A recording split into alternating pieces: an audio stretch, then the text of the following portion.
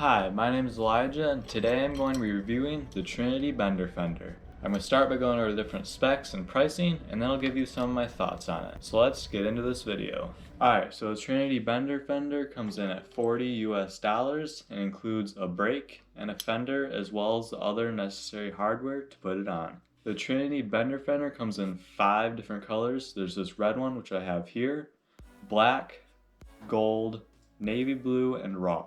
Now, one special thing that I like about this is the fact that it comes with a fender and a brake. That way, if you're thinking about switching to a fender but aren't totally sure, then you can just ride it, or start by riding it how it's meant to be, which is with the fender and the brake together.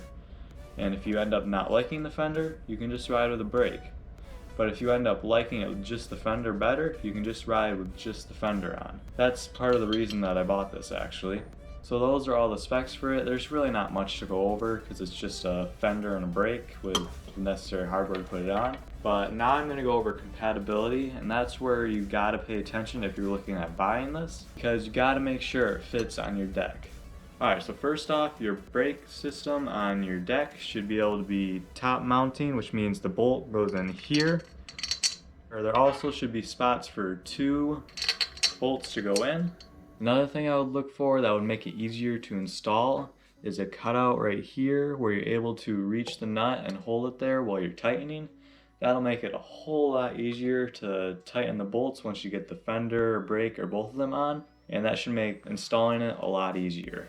Now, one brand of deck I know won't work for it for sure is Envy. That's because theirs just uses a single bolt mounted through the top, and these require 2 bolt holes for it. Alright, so what are some of my thoughts on the Trynyty Bender Fender?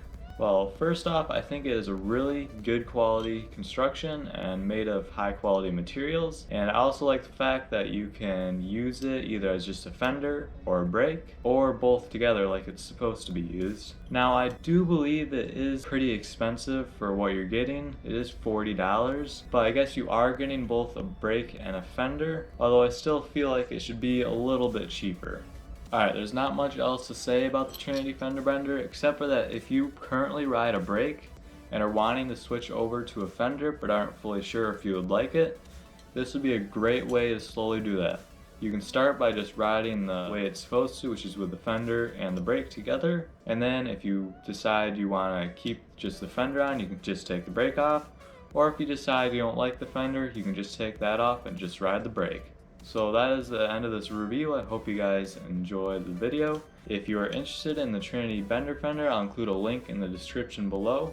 Thanks for watching, and I'll see you in the next video.